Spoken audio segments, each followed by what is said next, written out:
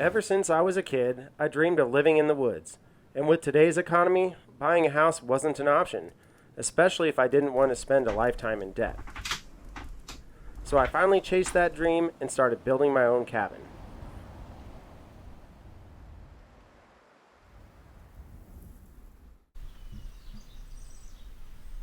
If you've ever wondered how to do it yourself, this is my simple, step-by-step guide to build a cabin that anyone can build.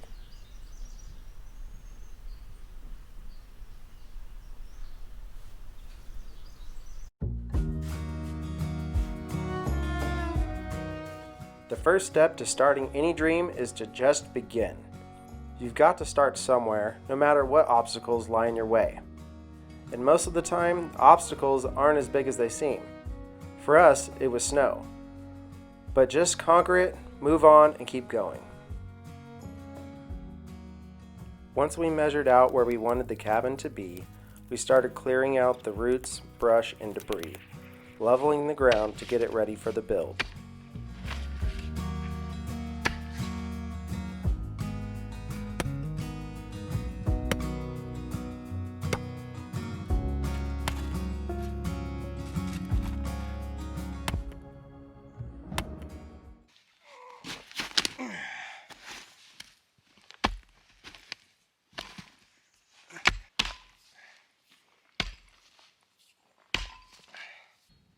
The next step was to lay down our pier blocks, getting them in place and leveling the beams. We needed some extra sand to make sure the footers had a solid foundation. So we went ahead and dug out our outhouse hole, killing two birds with one stone.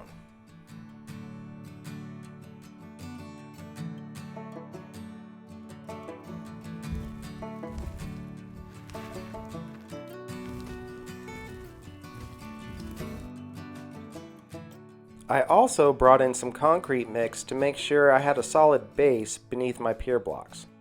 I packed it in with a shovel because I didn't have a tamper on hand, but sometimes you just have to make do with what you got. Then I needed a little bit more height, so I laid down some concrete pavers first before setting my pier blocks in place, just to give the foundation a little extra lift and stability. I had some trouble getting my foundation square. I wish I had known a good method to get it square in the first place, but then I finally figured it out. Here's how it goes. To make sure a foundation is perfectly square, we use the 3-4-5 method. It's a simple trick based on a right triangle. First, measure 3 feet along one side from a corner. Second, measure 4 feet along the adjacent side from the same corner. And third, measure the diagonal between the 2 points. If it's exactly 5 feet, you've got a perfect 90-degree corner. Once the foundation is squared, secure the beams to the pier block brackets. We used pressure-treated lumber and coated screws to keep the base strong and long-lasting.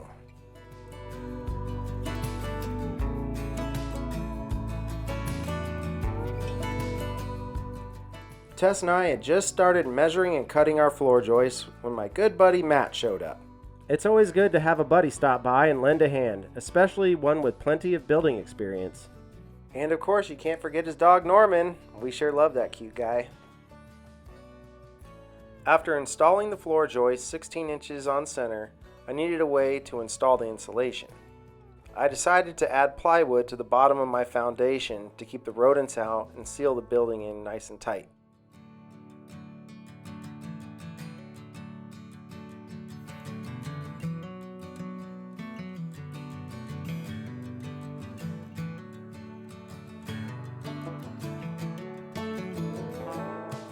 I decided to go with R19 fiberglass insulation. Matt and I installed it in between each floor joist.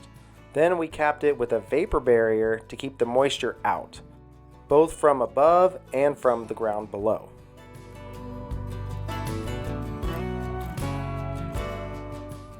Once the vapor barrier is in place, it's time to add plywood for the subfloor. We went with 3/4 inch tongue and groove OSB. It locks the floor together really well and gives a solid foundation for the cabin.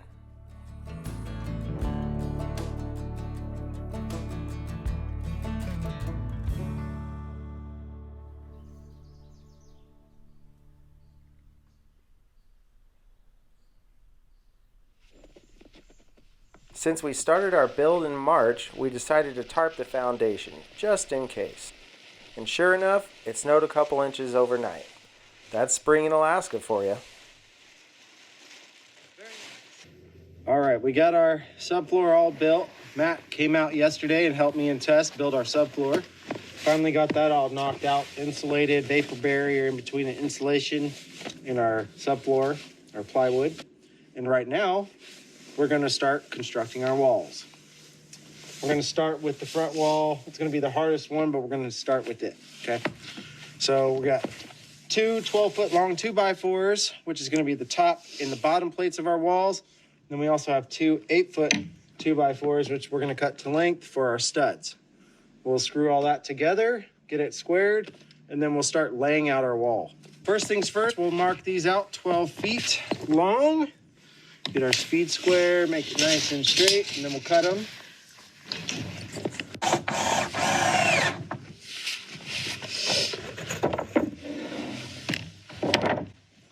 Boards at 81 inches and 4 boards at 82 and a half. Yeah, 82. On this front wall, we have 2 windows and a door. The windows are 3x5 and the front door is 36 inches wide. It's always best to buy your windows and doors first so you know exactly the size to frame your openings.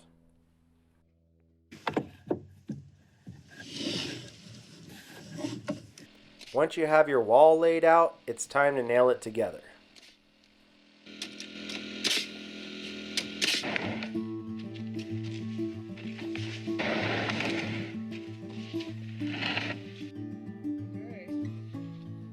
Finally standing up the first wall, it's an incredible feeling. After all that measuring, cutting, and planning, you finally see the building take shape. That's the moment all the hard work starts to feel real.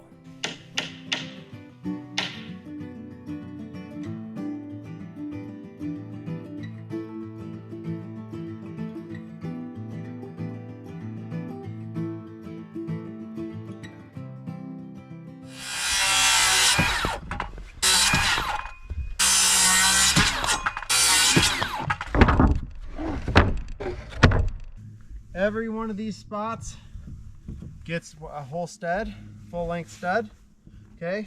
Except for the jack studs. The king studs will get a full length one, not the jack and not the cripple. So these 4 are only spots you don't need to put studs right now. Okay. Let's talk about wall layout. The king stud sits against the jack studs. The jack studs run from the bottom plate to the header. That's the support above a window or door. Then there are the cripple studs, which run from the windowsill to the bottom plate.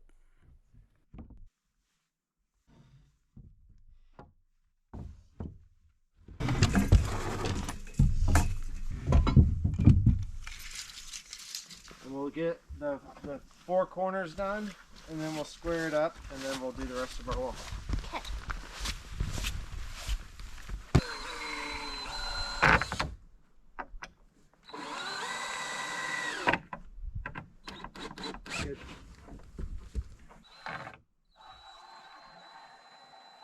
Once we had our wall laid out, we made sure it was square by measuring corner to corner. If the distances match on both sides equally, your wall is square and ready to stand.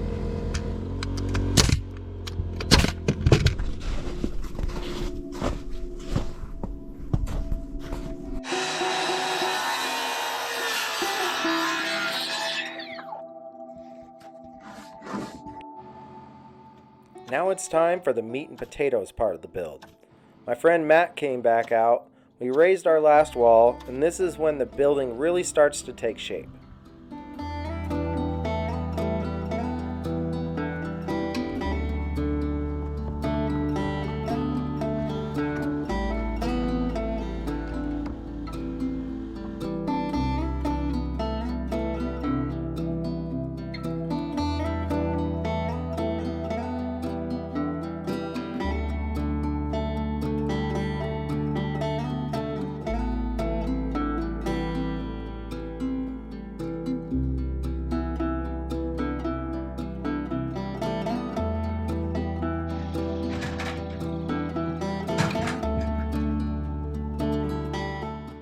Now that all 4 walls are standing, it's time to make sure they're plumb and tied together.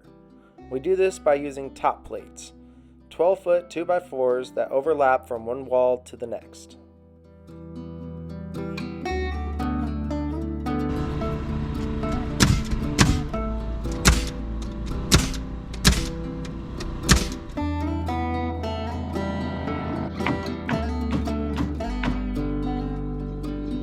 Helps when you hit the nail on the head.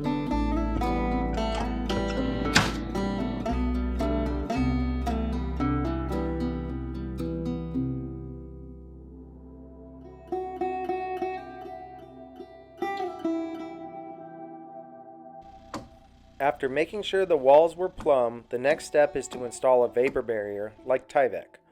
We put it directly on the studs, then use T111 plywood as both our sheathing and our exterior siding.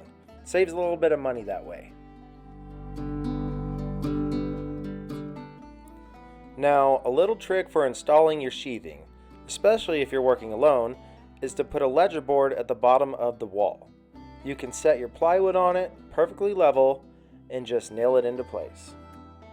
Next up was the loft.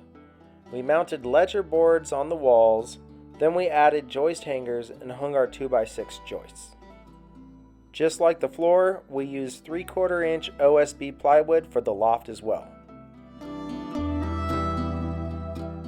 And of course, when you have a good buddy help you with a build, you've got to have some brewskis on ice. While Matt was here, I took advantage of his muscles to help lift the ridge beam onto the walls. It's a 16-foot 4x10 beam, definitely not something you can manage alone.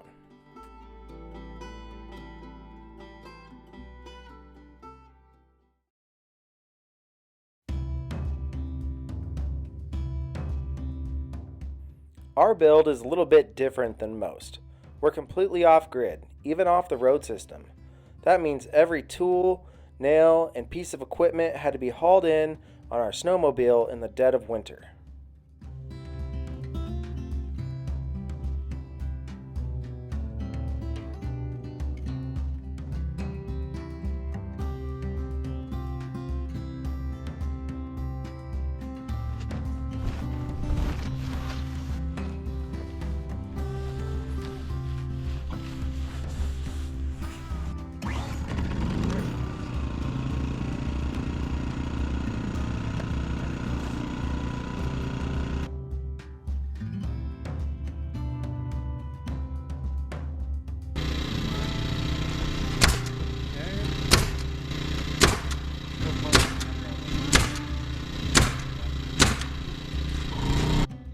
Tess and I are finishing putting up the T111 siding.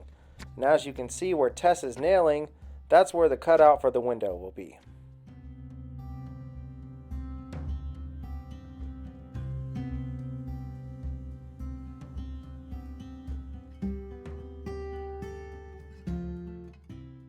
I figured the easiest way was to put up the siding first, then cut out the openings for the windows and doors afterwards.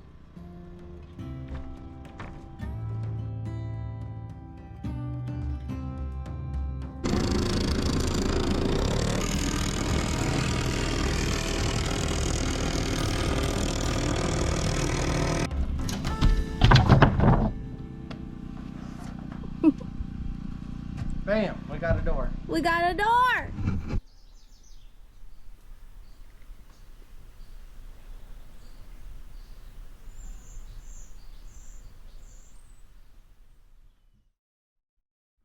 Well guys, today I'm working on the roof, or at least trying to figure it out.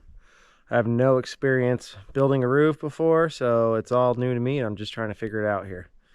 I just figured out my ridge beam height, which is 78 inches to the top. So I just cut some 2x4s to make some supports for underneath it. And then I'm gonna try to get supports for both sides, and then maybe we'll try to get the ridge beam up. Now it's time to install the ridge beam, but first I need to get my supports in place. I didn't have any 4x4s, so I just screwed two 2x4s together to make a support for my ridge beam.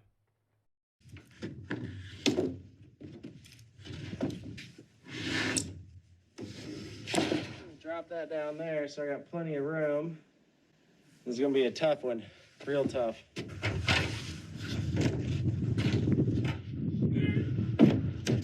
There, hold it, step up.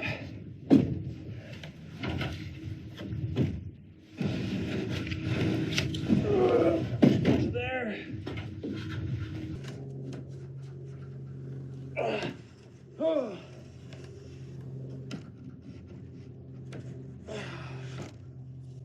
Shoo! Oh, we got her in one cradle. Okay, hard part's done. Now to the next one. This one's gonna be a little easier.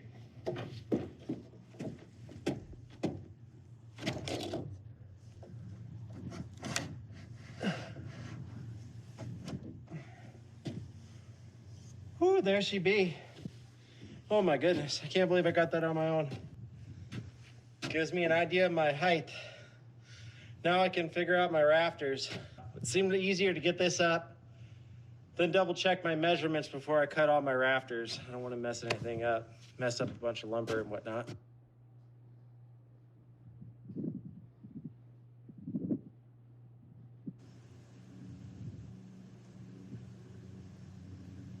So, we're gonna start cutting our rafters here. We need to put a 45-degree angle on this one. It's gonna butt up against the ridge beam, and then we'll figure out our bird's mouth after that. What's a bird's mouth? So a bird's mouth is gonna be a notch that sits over here on the corner. It's gonna basically a cutout like this into the edge of our rafter that's coming down, so it can sit flush on the top of our top plate up there. It's really convenient. One of the reasons I did the 12-12 pitch is all your degrees or all your angles are 45 degrees. So you just put your speed square on there, mark it, and there you go. You already have your angle for all your angles on here. And it'll be the same on the bottom, so we have a nice flush cut on the end where we'll put our fascia board too. Go ahead and mark out all of our spots across the edges of our top plates where our rafters are gonna sit. And then we'll also mark them out up here on our ridge beam so everything lines up. We don't have anything that's kind of wonky and off a little bit. That way we know it all lines up perfect. Just make sure it's flush against the straight edge.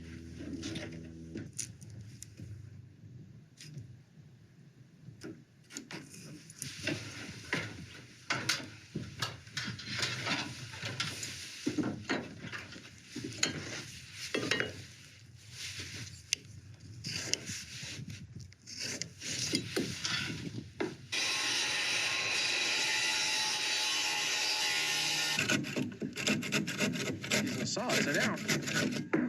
There we go. Nice clean cut. Like a glove. Pretty much exactly how we want.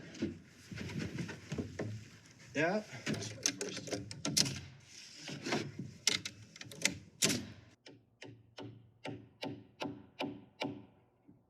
I didn't have a tall enough ladder, so I built a temporary scaffolding for those hard-to-reach spots that I couldn't get to from the loft.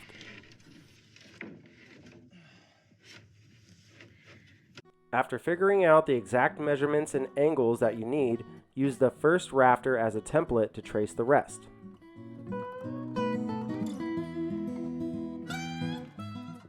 We used 2x10 boards for our rafters. We would rather overbuild than underbuild.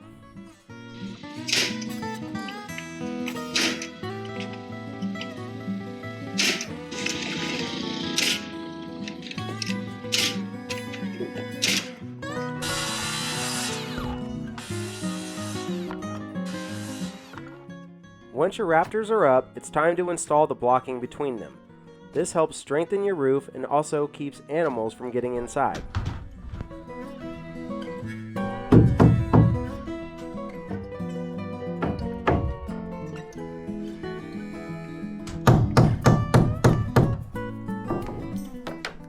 I had Tessa install some of these hurricane ties on our rafters. They'll help keep our roof from blowing off in case we get some high winds. Luckily, we don't get much wind here, but it's better to be safe than sorry. Next, we're putting up the fascia board. This ties the roof together and also gives us a spot to hang gutters in the future.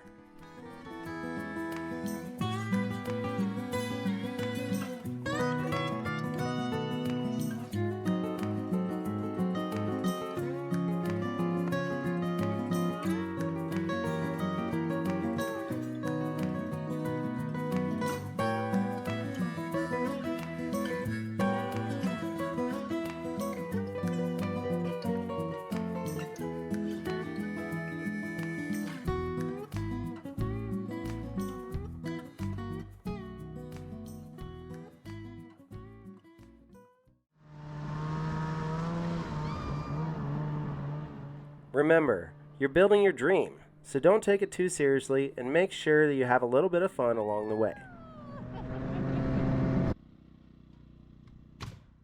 Now that we've got the roof all framed up, it's time to sheathe our gable ends. Once that's done, we can put on our Tyvek and move on to the roof.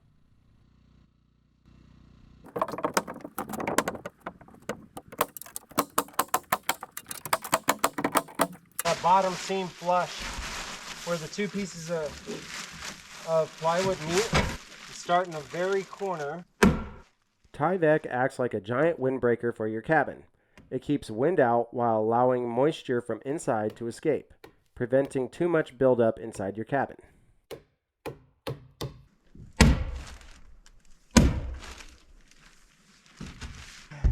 You got it? Yeah.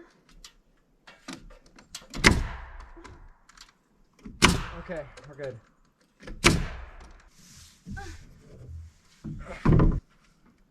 Good? Yeah. There you go.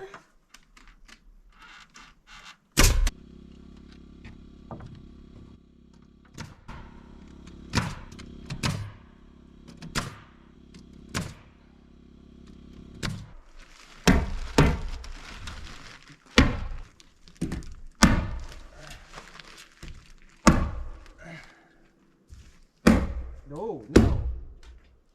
Okay, we're good. Are you good? I'm good as long as you got it flush. Flush with the top, right? Yep, with the top. Here's a little trick I figured out. Nail a 2x4 across your rafters to mark the height of your fascia board at the end.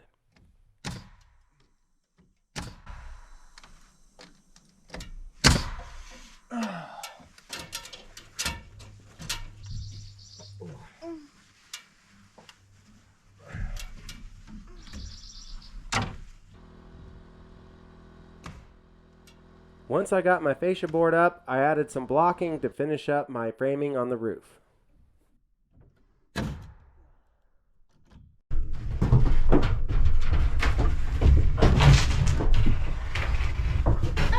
that was actually easier. Tess and I were trying to figure out how the heck to get these pieces of plywood up on the roof, so we decided to put them up on the loft and just pass them through the rafters. Since our roof is a 12-12 pitch, it's pretty steep, so we decided to do most of our nailing and roof work from the loft. Way easier and a lot safer that way. We designed our cabin with a 12x12 footprint and 8-foot tall walls. That way we can use full sheets of plywood without having too many cuts, thus saving on waste and materials.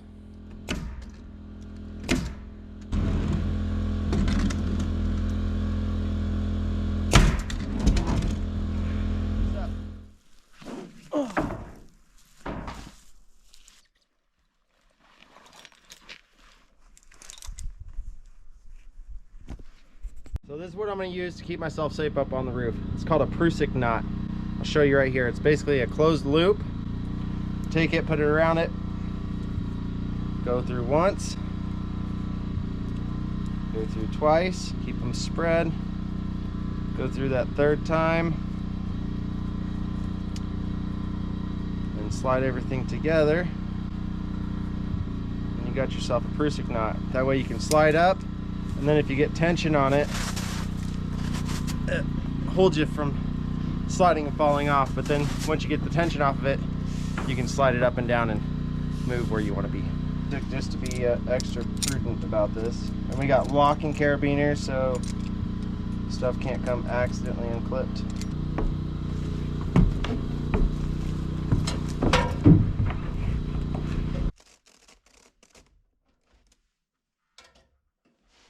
Next up is tar paper. That's the waterproof membrane that goes underneath your metal roofing. When you install it, make sure you start at the bottom of the roof and overlap each section. That way, if any water hits it, it sheds off instead of running down into your cabin. Once you get your windows and door cut out, then it really starts to feel like a cabin rather than a shed. No matter what the naysayers say, sheds are for tools and cabins are for people.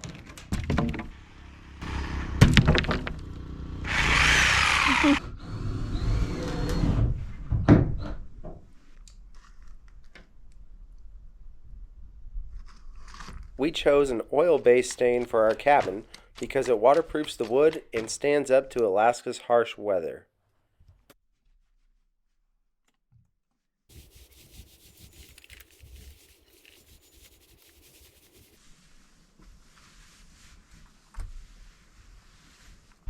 Okay, so we want about 1.5 inch overhang on the bottom. Push your end up. When installing your metal roofing, make sure the very first piece is perfectly straight. If it's off even a little bit, you'll drift off your mark quickly, and every piece after that will only make the problem worse. To ensure proper ventilation, I left a 3-inch gap at the top. This allows air to be drawn in from the bottom of the eaves and flow out through the top of the roof. I thought I had ordered my sheet metal exactly 10 feet long so I wouldn't have to cut it, but it looks like I'm about 1.5 to 2 inches too long, so I got to cut all these. And wasn't prepared for it, but I did find out that with my circular saw here, I just flipped the blade backwards and it actually cut sheet metal pretty dang good. So if you ever need to cut some sheet metal, just use that wood blade you got, turn it around backwards, and it'll work.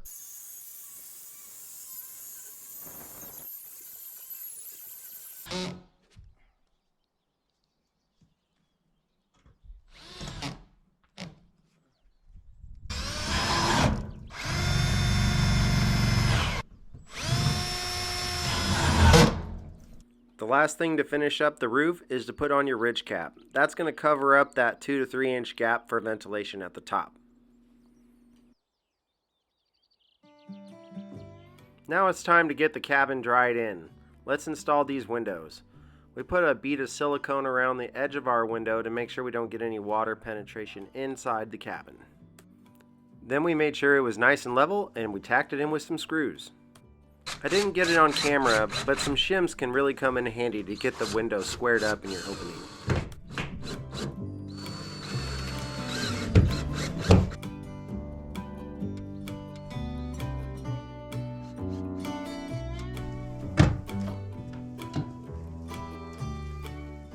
Another important step is to install this rubber flashing that you see here. This helps seal out the water from underneath your doors and windows.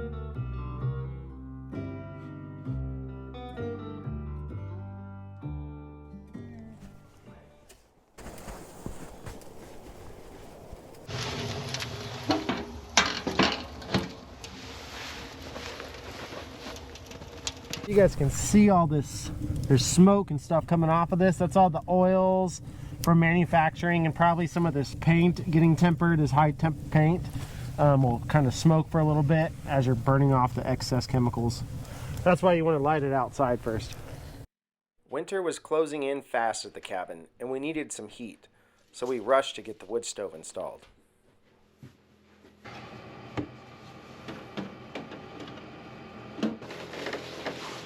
Our main source of heat out here at the cabin is our wood stove. With so many trees around us and living this remote, it just makes the most sense.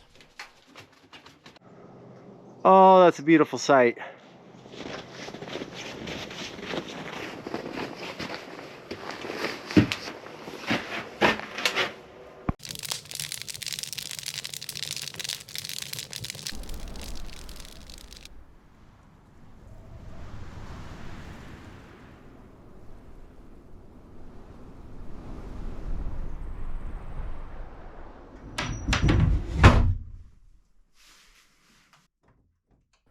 This just goes to show that anyone can wire their own cabin. I had zero experience before this. I just did a little bit of studying. I was able to wire up my cabin. I added an inlet box for the generator to bring power into the cabin. Then I added recessed lighting and outlets. And voila, just like that, there's power in the cabin. If I could do it, anyone can. Basically, you just start at the bottom, and you tuck it against the bottom end, and then tuck it up in there, but don't press it all the way against the ceiling. You just want it even with the outside of the rafters. So there's a little bit of air gap that goes in between the ceiling. Does that make sense? When you're installing insulation, make sure you wear the proper safety equipment. Gloves, a mask, and some eye protection are key. We just didn't have them on hand on this day. We chose R30 Rockwell insulation for our ceiling because it had the highest R value that we could find that would fit inside of our rafters. There you go. Yeah, that looks good. And of course, we chose R15 fiberglass insulation for the walls.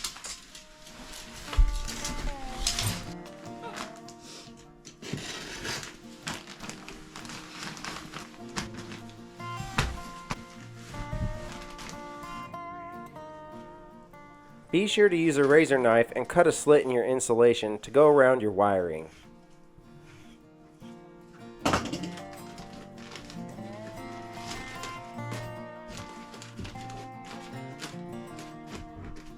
Like that. And make sure to install your dotty plates. These metal pieces go on the studs to protect the wires from nails when you put on your interior siding.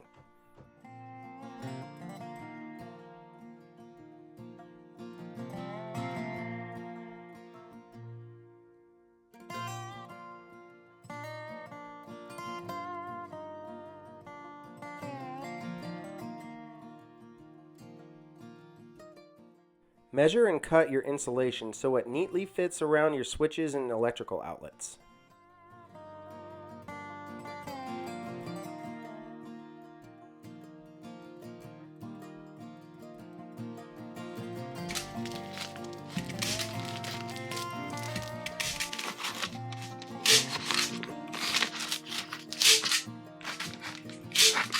Sure, you could do this by yourself, but it's a lot easier with a team.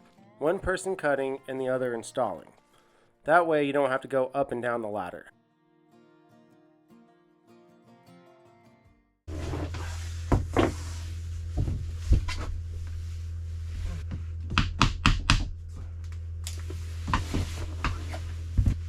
Wow. We went with vinyl flooring. We like it a lot because it's easy to install with no previous experience. It's waterproof and already has the underlayment attached. I had Tess sort the designs so we could mix up the pattern while we install the floor.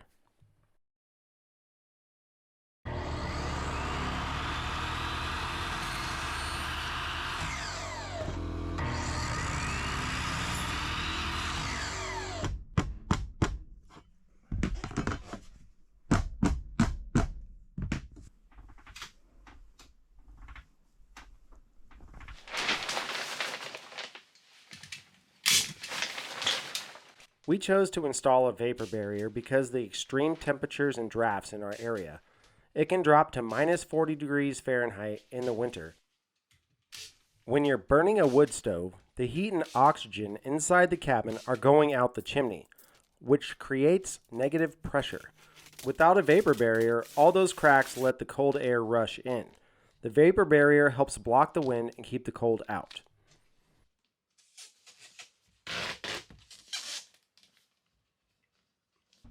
We chose Knotty Pine Tongue and Groove for the interior of our cabin because it brings a warm, rustic look and a cozy ambiance to the whole space.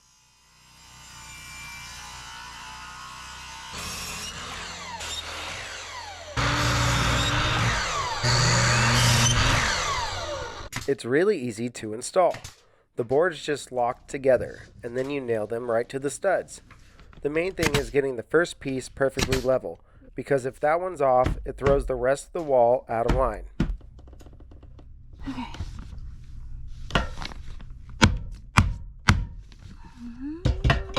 Oh, we did it! We did it! Woo!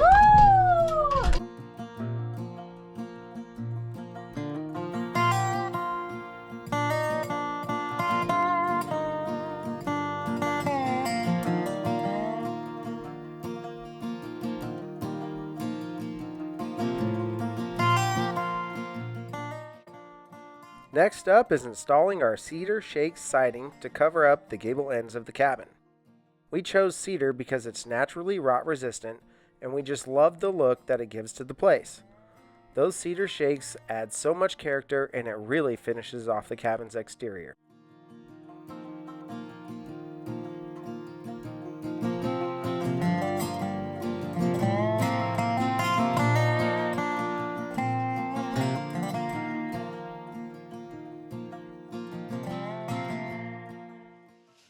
Since we're living in the cabin full time, we needed the right appliances to make off-grid living work. Propane is really the best option for us out here, so we went with a propane refrigerator and a propane stove. Simple, reliable, and perfect for off-grid living.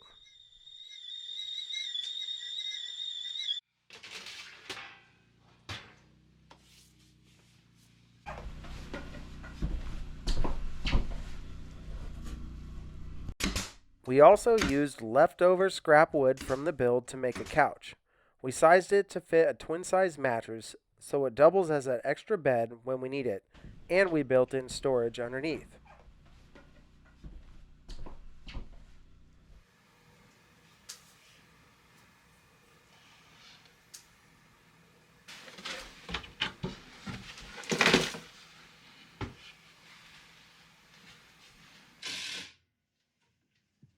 We made our own cabinetry by piecing everything together. We started with 2x2s to frame out the layout we needed, then added project panel to the top for the countertop. We also built a ladder for the loft and installed our sink. It really is just this simple to have a fully functioning kitchen.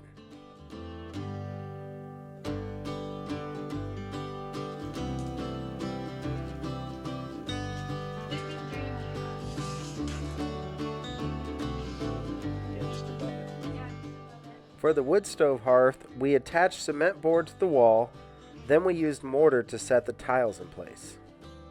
For the base, I built a 2x4 frame, then screwed the cement board to it with cement board screws, and finally used the tile adhesive to secure the tiles.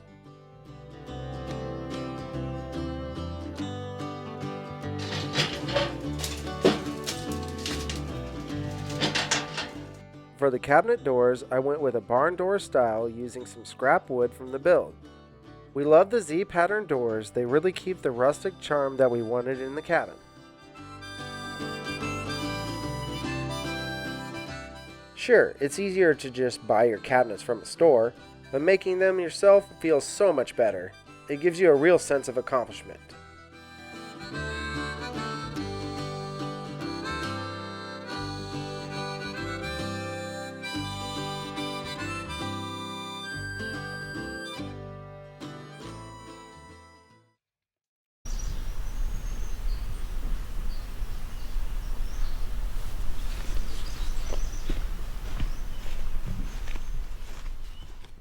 When it came time to build our deck, I needed a beam for the project.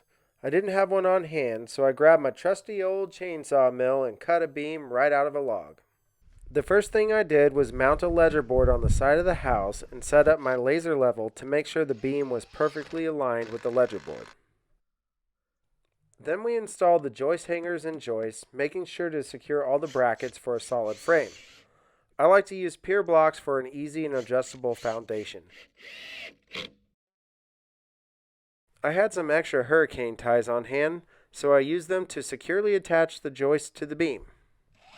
We used 3-inch coated deck screws to finish off the decking, applied some redwood stain, and just like that, our deck was complete.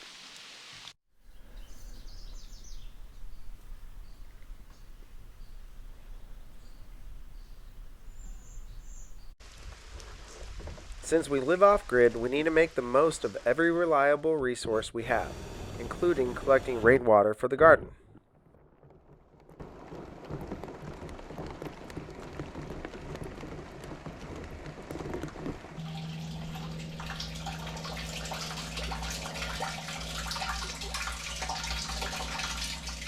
We trimmed out our door and windows using cedar fence boards. It's a budget-friendly material that still gives you that clean, natural look. Just make sure you install your flashing before you put on your window trim.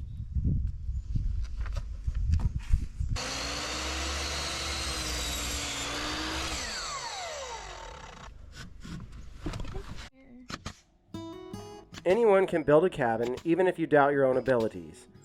All of the knowledge you need is right at your fingertips.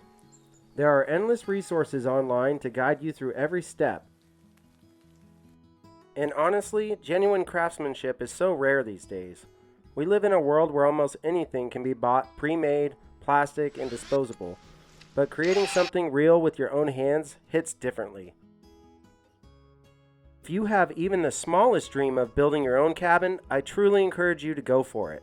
Once you finish and you're standing inside your own home that you built from the ground up with your own hands, there is no better feeling in the world. Thanks for watching.